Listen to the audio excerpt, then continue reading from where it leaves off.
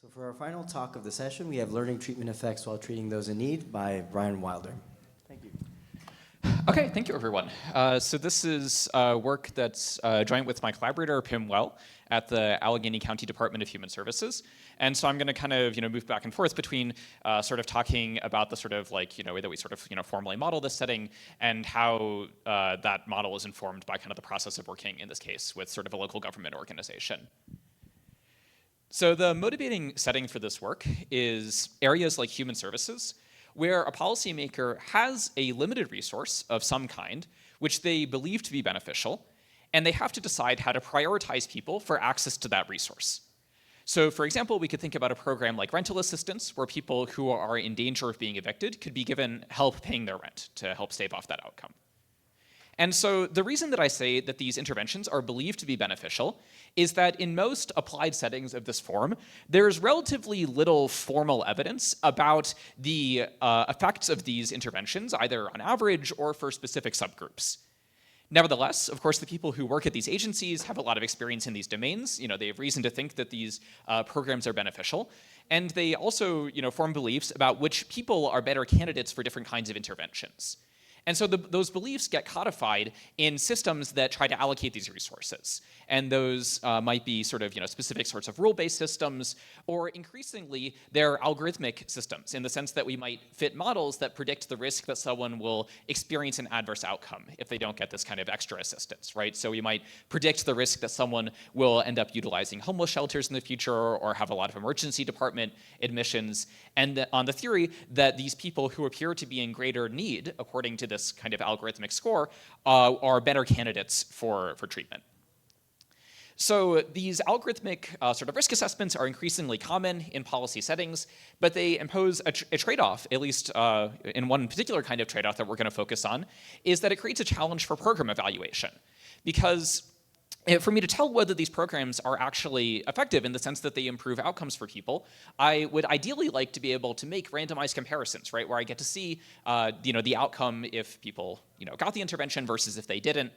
And that creates a real cost because we have the system that we think identifies people who are better candidates, right, who are in greater need of this resource. And so if I ran a randomized controlled trial, I would be denying treatment to some people who I think are sort of need it more. And so this is, I think, one of the reasons why randomized evaluations are relatively uncommon in these sorts of policy settings. And this trade-off is basically about experimental designs that try to help us manage that trade-off as effectively as possible. So to formalize this setting just a little bit, we're going to think about a population of people who are characterized by a set of covariates, X, as well as potential outcomes, Y0 and Y1. Where Y0 is the outcome that someone would experience if they did not receive an intervention, and Y1 is the intervention that they would experience if they did receive an intervention. So the policymaker has to decide which people to prioritize for an intervention, and we're going to summarize kind of all of their existing beliefs about the right way to do that into what I'll call their targeting utility function, which is a function of the covariates. And when this function U is larger, the policymaker believes that this person is kind of in a greater degree of need and they're a better candidate for the intervention. So our kind of running example where this is the result of an algorithmic risk assessment would be where that this is some model that's estimated the Y0 outcome, right? Like what will happen without treatment. But our framework is kind of agnostic as to how exactly this is specified. So given that set of preferences, then a policymaker has a budget B, which is a fraction of the population that they can offer treatment to. So we want to think about these two competing goals. That on the one hand, we'd like to offer treatment to people with greater need. And at one extreme, that leads to a policy that I'll call risk-based targeting, where we just offer treatment to the people with the B fraction largest risk scores. And so this is really common in practice. This is what Allegheny County does to prioritize access to a number of different programs that they run. On the other hand, we'd like to know whether the program helps people. And this we could formalize, at least in the simplest form, as the average treatment effect. So this is the expected difference in outcomes that someone would experience as a result of receiving the intervention. And the kind of core trade-off here is that learning about treatment effects, at least in the kind of the most strongly credible way, would require randomization, right? I need to flip coins at some point to decide who to give treatment to so that I get to contrast those potential outcomes. And that means that at some point I'm going to deny treatment to someone who I think sort of needs it more. So this work is basically offering a framework that tries to directly optimize that trade-off between learning and targeting. And so what we're going to do is try to compute a Pareto frontier between those objectives. So at one end of the spectrum is going to be a standard randomized controlled trial where we ignore this sort of targeting utility entirely and just randomize uniformly. At the other end of the spectrum will be need-based targeting, where we ignore trying to learn treatment effects and just offer treatment to people with higher levels of perceived need. But we'll be able to trace out the entire spectrum in the middle. And what we find empirically is that these trade-offs are often pretty favorable in practice. So you get most of one objective without giving up that much of the other one. Before I kind of embark on describing in more detail how we do this, I want to contrast this problem formulation with something that I'm sure plenty of you are curious about, which is online learning, right? So could I model this setting as a contextual bandit where I'm just, as each person arrives, I see their features, I make a treatment assignment with some degree of randomization, trying to hone in on people with large treatment effects over time. So the fundamental issue, I think, with online learning frameworks in this setting is, you can kind of break it down into two categories. There's sort of maybe conceptual issues and operational issues, all of which came up sort of talking to our partners in the setting. So the fundamental issue is that online learning frameworks tend to assume that you really just only have one objective, which is long-term regret minimization. And in fact, it's really hard to kind of boil all of the different policy trade-offs down into that one objective. So one example of this is that the reason that we care about treatment effects might not be to optimize the kind of the individual level assignments, but rather to tell which programs are worthwhile, right? Which things should we scale, which programs maybe are not working and that we should cut. And those kind of higher level decisions might be way more impactful than any individual kind of level change that we could make to the targeting strategy of a particular program. And on the other hand, policymakers often are unwilling to tolerate kind of significant amounts of randomized exploration that might be entailed by these kinds of online learning frameworks, right? So they want to offer some guaranteed level of service quality uniformly across time without, randomizing a lot at the beginning in order to make things better later. And this is all layered on top of operational issues around like delayed outcomes and implementing adaptive policies that also seemed, fairly severe in this context. And so for all of these reasons, we're going to propose a framework that's kind of non-adaptive and can be implemented as sort of a simple post-processing step on top of the models that are already commonly used in practice. So the approach that we're going to pursue is to write down an optimization problem over an allocation rule P. So P is a function of an individual's covariates, and it maps those covariates to the probability with which an individual is offered treatment. So the question now is, what is the best P given a set of preferences about what those rules should accomplish? To make this approach a little bit more specific, the objective function for this optimization problem is going to be for us to learn treatment effects with the greatest degree of accuracy possible. In particular, I'd like to produce an estimate of a treatment effect that has the smallest mean squared error. The constraint then that I'm going to impose on that process is that I have to achieve at least a given level of expected utility in terms of this pre-specified function by the policymaker. And so in our running example of a risk score, this might mean that I'm constrained to offer treatment to at least some percentage of individuals who would have bad outcomes absent treatment. To formalize this a little bit further, to try to write down our objective, so we can capture the accuracy with which we estimate treatment effects via the asymptotic variance of an estimator for those effects. And here I get to sort of abstract out a little bit from the specific estimator that you want to use by focusing just on the semi-parametric efficiency bound, right? So this is the best possible variance across all estimators, and we know estimators that achieve this bound as well. And so this is what the expression looks like, and you can see how it depends on the allocation probabilities P via the denominator. So what happens here is that as the probabilities get close to 0 or to 1, the variance of the estimator blows up, as you might expect. And so that's basically the part of this that I have control over now, is that I choose p, and that can make the variance bigger or smaller. Now, there's also other terms here, not under my control. Most prominently in the numerator of these expressions, I have the conditional variances of the outcomes. These are unfortunately just unknown to us before we actually run the trial and collect data, right? There's really, I think in most settings, no way that we could know those things. So we're going to kind of simplify a little bit. We'll suppose just that the outcome variances are at least bounded and optimize this simplified expression that we can regard as at least an upper bound on the variance of the estimator, basically. So I just pull out all the terms that I don't know, and now the expression that I have left is just this 1 over p plus 1 over 1 minus p. And so if we kind of stare at this for a second, if I didn't have any constraints, this would be minimized by setting p equal to 0.5 for everyone, right? So I would recover the standard randomized controlled trial where I randomize uniformly between treatment and control. Now, of course, the point of this is that we do have constraints, and so here's what these might look like. So I have my objective to minimize variance, but I also want to ensure that I achieve at least a given lower bound on expected utility, which is represented by that function u. And so the lower bound that I'm imposing c here is now a parameter available to the policymaker, right? I can turn that as the knob to demand more or less utility, and that's how we're going to trace out that Pareto frontier. Now, I might have any number of other constraints as well. So we probably have a budget constraint, for example. And this framework is fairly extensible. So for example, in the paper, we talk about things like various kinds of group fairness constraints that you could add to this as well. But for the sake of kind of keeping the formulation simple, I'm not going to write those up on the slide here.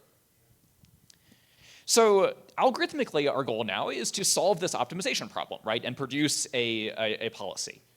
The challenge here is that I'm optimizing not over any finite set of decision variables, but over a policy, a function of the covariates. And so here, in a maybe like standard computer science talk, I might start talking about like the class of policies that we're going to optimize over. For example, I would say like, oh, now suppose that we optimize over linear policies, or policies in some more elaborate class. It turns out here that we don't have to do any of this. So we can actually use the structure of this problem to show that the optimal policies are parameterized in sort of a much more specific and concise way. In particular, the intuition is that the objective function here is fully separable over x. And so the only thing that is coupling together the decisions that I make for different people are the constraints. So if we look at the dual problem, and I write down the Lagrangian here, then instead of having hard constraints, I now weight the kind of the violation of the constraints, which I've written as these functions g, by a set of dual variables lambda that act as penalties for violating those constraints.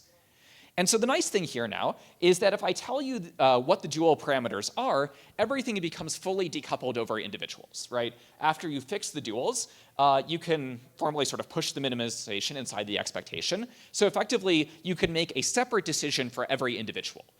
Because you could now trade off just per individual person their own contribution to the variance, right, the objective, against their contribution towards the constraints as weighted by the duals. And the duals have kind of like wrapped up all of the dependence between individuals.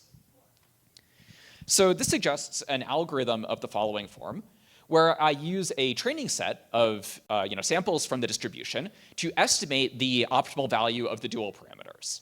And so this, what this means basically is that I solve a single convex optimization problem that now has n decision variables corresponding to each of those n people that are in my training set. And then I throw away the primal solution, right? I don't care about that. And instead, I just take the optimal value of the dual variables for that problem. And this is going to be my approximation to the optimal duals. Now, when I go to deploy this policy, as every individual arrives, I just separately solve this now one-dimensional optimization problem for every individual person to get their own optimized allocation probability. So to give you a kind of a little bit of pictorial intuition for what these policies actually look like, in this case where we only have these two constraints on budget and utility, the policies basically give an individual's allocation probability as a function of their utility score, right? So as u gets bigger, as you might expect, your allocation probability goes up. And basically what these policies are doing is they're taking some of the probability mass that's for individuals just kind of over the budget cutoff, and then redistributing that to individuals who are just below the cutoff. And kind of the amount to which you do that now is controlled by how much utility you wanted to achieve. And so that controls kind of the sharpness of this S-curve. So this approach here has a few nice properties. One is that it allows us to make entirely separate decisions for every individual, right? When people are arriving online, I don't get to see the entire kind of set at once, as is the case in practice. Second is that it's super computationally efficient. I just have to solve the single convex optimization problem. And then finally, it also allows us to offer relatively strong sample complexity guarantees for learning these policies from finite amounts of data. And so in particular, what we can show is that you'll get within epsilon of both kind of the optimal policy with respect to the objective function, as well as within epsilon kind of distance of satisfying all the constraints. And to do that, you only need on the order of 1 over epsilon squared samples, which is about the best that we could hope for. And this doesn't require now any sort of assumptions on the policy class, right? Like I never had to tell you that it had bounded dimension or anything like that, because we were able to identify that the optimal policies are in fact parameterized just by this sort of very small set of numbers, right? Just by the value of the dual parameters. So with that, I'm going to switch gears, move away from kind of the methodology here, and talk about a sort of simulation exercise applying this to a real-world human service setting. And so here we're going to use data from our partners at the Allegheny County Department of Human Services. And we're going to focus in the paper here on a couple of specific settings. One, services for formerly incarcerated people who are reentering the community. And second, on applicants for housing assistance. And so here we kind of mimic the process that the county uses to allocate interventions in the status quo, where they have a bunch of administrative data, and we use that to fit models that predict the risk of a particular adverse outcome for people in either of these domains. And so this is the utility function, right? Again, mimicking the status quo practice, that we prefer to allocate interventions to people with higher levels of estimated risk. And so what we're going to simulate now is a hypothetical new intervention, right, that has some treatment effect that improves outcomes. And our goal is to empirically assess this trade-off now, where the trade-off is between the fraction of people with adverse outcomes who get offered treatment on the one hand, versus the accuracy with which we can estimate the treatment effect on the other. And to make that second quantity a little bit more concrete, right, I don't think it means anything if I tell you the variance is 10, I'm going to instead interpret it in the form of a sample size. So I'm going to present this like as a sort of a standard power analysis, where I tell you, given the variance of this estimator, how many samples would you need in order to estimate the treatment effect to a sort of desired level of type 1 and type 2 error. I'm going to show a comparison point as well, which is a regression discontinuity design, where we make deterministic assignments based on the risk score and compare individuals on either side of the threshold. Now, this is not entirely apples to apples, right? This is estimating a sort of a different effect, but it's perhaps the most common strategy in practice, so it's a natural kind of reference point. So here's the one plot that I'm going to show you. The blue curve here is the Pareto frontier that's output by our method. So every point on this blue curve corresponds to a different policy that you could choose, which induces both some sample size requirement to estimate treatment effects, as well as a level of utility with respect to targeting people with high levels of risk. And so I've highlighted 3 particular points on this curve, where at the far left-hand side, we have a randomized controlled trial. So ignore utility entirely, uniformly randomize. I need about 3,000 samples. And then the next point up the curve with this red triangle is the point where the design output by our method achieves 90% of the optimal utility. And if you take kind of one thing away here, it's that it's pretty close on the x-axis to the purple circle here, right? So we got almost all of the way up the y-axis. We got almost all of the possible utility without giving up that much in terms of sample size. And by comparison, if I adopt the regression discontinuity design, of course I get the highest possible utility in this framework, but I also inflate the sample size that I need by about 7 times compared to the randomized controlled trial, which in this setting is effectively infeasible, right? It's not, I wouldn't get results on any policy relevant time frame in order to inform program design. But the designs in this range of the space are feasible, right? We could get information that would allow us to inform future decisions in a reasonably timely manner. So there's a bunch more simulations in the paper. It's kind of qualitatively similar. I'm not going to show more plots here. I'll mention instead, by way of wrapping up, first, the next steps for this project is that we're in the process of attempting to implement these designs with the county, focusing on a particular program that we'll be rolling out, a sort of a cognitive behavioral therapy intervention. So stay tuned, and in a year maybe I'll come back and tell you why this turns out to be really hard to implement in practice. But taking a step further back, just in terms of kind of broader takeaways about the work, first is I think that, yes, there are sort of real trade-offs in these sort of social interventional settings between learning and targeting, but they can be sort of substantially mitigated if we're careful about informing exactly what we want algorithms to optimize in the first place.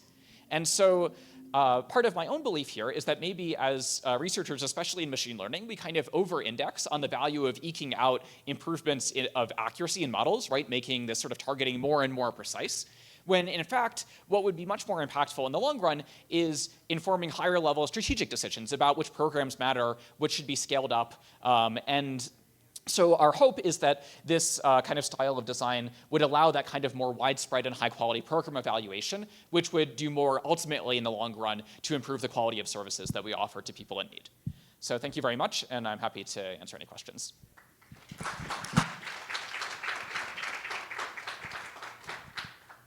Thank you, Bryan. A question over here. Thanks, Bryan. That was really interesting. I had a question about the utility function that you mentioned as a constraint. Have you looked at different types of perhaps utility? For example, if I have to have like some fairness across different demographic groups that may be captured through the covariate, so I want to target intervention across different groups at some level for each group that I have present, or any other thoughts you might have on that? Yeah. So we explored this in the paper, where you additionally impose constraints on, for example, like the utility being equal across different subgroups, or offering interventions at the same rate across different subgroups, different constraints of this flavor. So this is all, I think, fairly easily imposed in this kind of framework. Empirically, interestingly, in this data, these constraints don't bind super tightly, so there's not a super discernible difference for these particular programs, but of course that's going to be super dependent on the data distribution. And so I think part of the value here is that you might want to have kind of like a library of constraints that you can impose depending on the situation.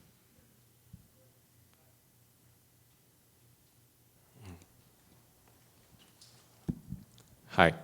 So my question is, in real life scenarios, do you assume that the risk of an individual might affect the probability of the treatment being effective or not? Yeah, so this is a great question. So this is in some sense, part of the fundamental thing about targeting strategies is like, are there heterogeneous treatment effects that we might be able to target for? So our framework here basically assumes that we don't know anything about treatment effects upfront, right? And that's what we're trying to gather data to learn about. And so that's why the policymaker's utility function is specified only in terms of the covariates, not the potential outcomes themselves.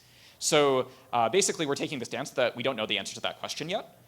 In simulation, of course, we compare settings where treatment effects are heterogeneous or not. It doesn't make a big difference. I think if treatment effects are correlated with risk, right, so people who are at higher levels of risk have larger treatment effects, then it tends to actually make these methods look a little bit better because you actually get some benefits out of the conditional variance terms that I kind of waved away in the numerator. Those actually work in your favor in some plausible correlation structures. So at the very least, we still expect those designs to work well when those structures are present. Thank you. Well, thank you so much. I think with that, we will be ending the structure. One last round of applause, please, for our speaker and all the speakers for this session.